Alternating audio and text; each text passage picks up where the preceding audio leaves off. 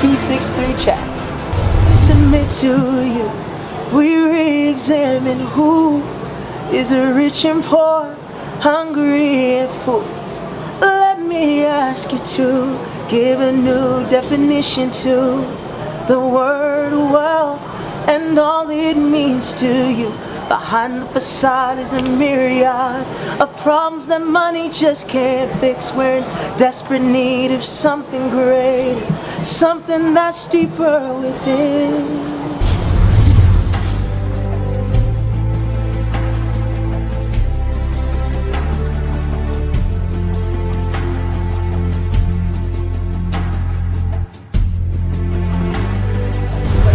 I just try and stay inspired. I think I try and stay inspired. I remember I wrote a song here in Zimbabwe last year. No, the year before, sorry. The year before. And the song was called Examine. And we were driving to my dad's village where he grew up in Murewa. And I saw this lady on the side of the street, tattered dress, dude. Like, I don't think she had shoes on. Just the toe up on the outside, man. And then she looked back at us as we were coming. And she said, and she just smiled. And like, her smile was like something I had never seen in my life. And like, it was in that very moment that I was challenged in my heart to re-examine what my definition of wealth is. You know, because oftentimes the richest among us can be the poorest within.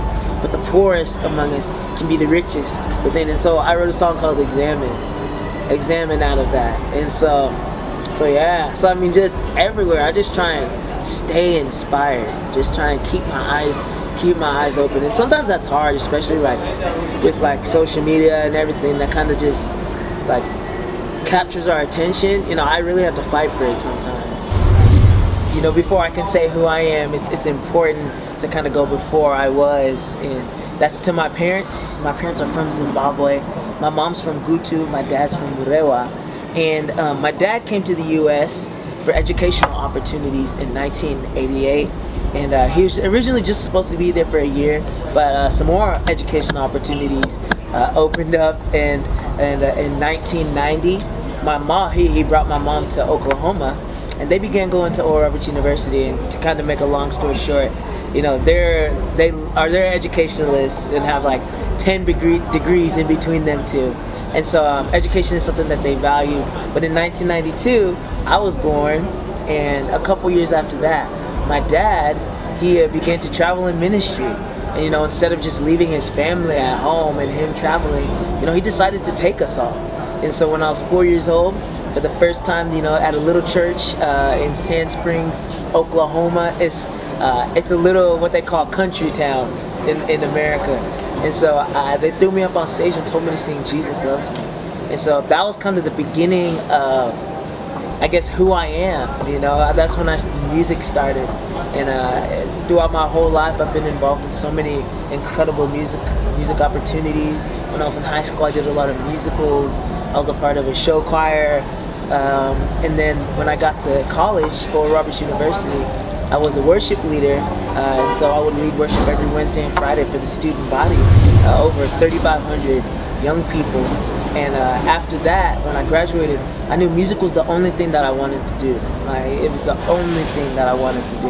And so that's what I did. I started doing music, and I released an album, and shortly after that, the opportunity with The Voice came up. And tell me about The Voice. Yeah. We watched you, and that's how we, you know, found out who Brian was. Yeah. You know, Brian is. Yeah. So how did that come about?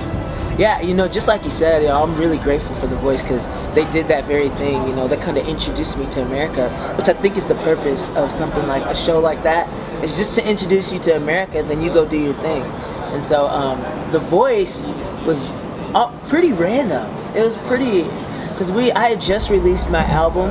I worked with my brother, who's my manager, and so we like worked really hard for like 6 months getting everything together for the album. We released the album. We're doing release concerts in America. Like, we were doing well. Like, we were well on our way to where I feel like we wanted to be.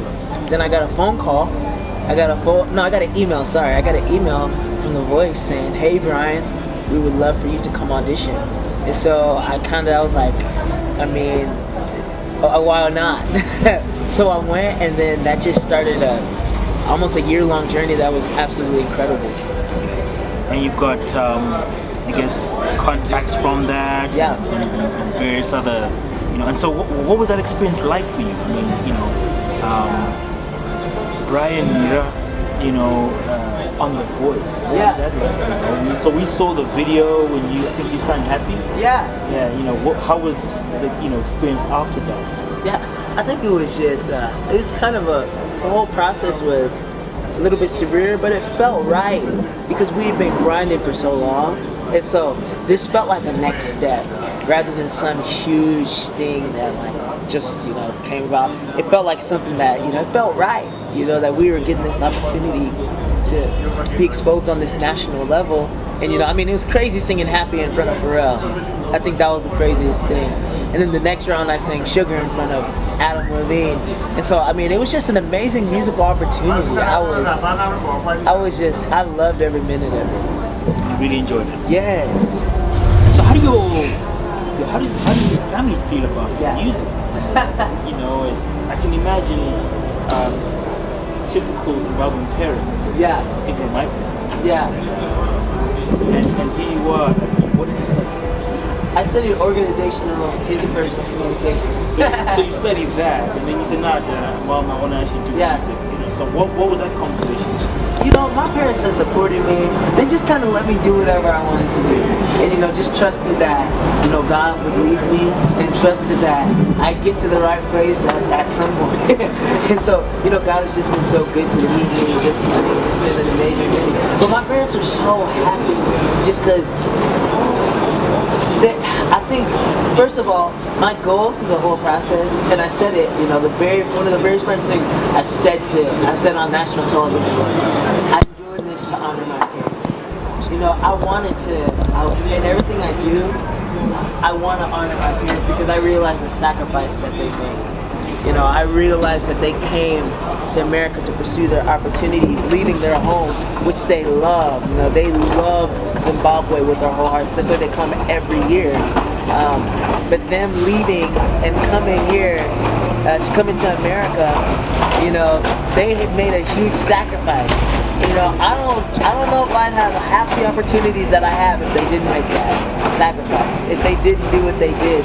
And so I think it's just, for me, it's important to honor them, and it's important to in everything I do to represent them well.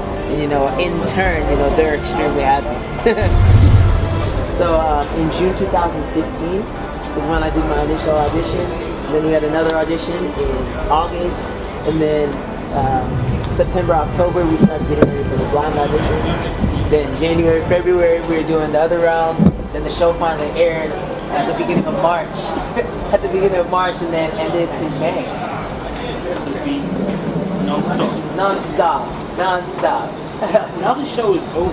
Yeah. So what are you doing now? Your album's almost out. So what do you do day to day?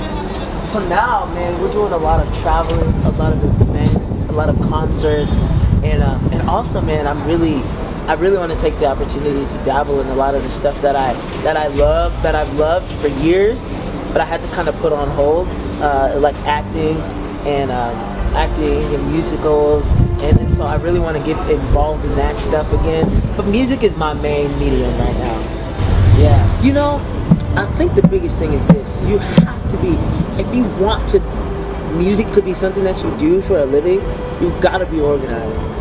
You've got to be organized. You can't just do it and think that it's just going to work out. I think that's one of the reasons why I'm so thankful to have my brother as a manager, because he's ultra organized. Ultra organized.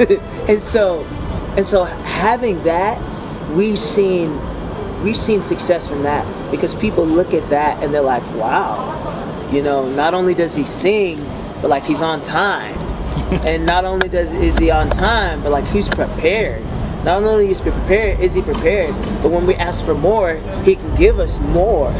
And so, music is all about relationships. This music industry is about relationships, who you know. And so through that, you just gain more and more. So I think it's being organized, and that has a ripple effect. You'll see yourself, just climbing. And I think the thing is, you got to get rid of the instant gratification, like your desire for instant gratification, because you won't survive in this industry. I think Zimbabwe has grown to be one of my greatest inspirations. Having the opportunity to come back here and just to see the people and the simplicity with which they live, you know, I think that, especially where I live, you know, in America, you know, we have a lot of baggage. People have a lot of baggage and a lot of stuff that just keeps them bound, even though they're in a free country.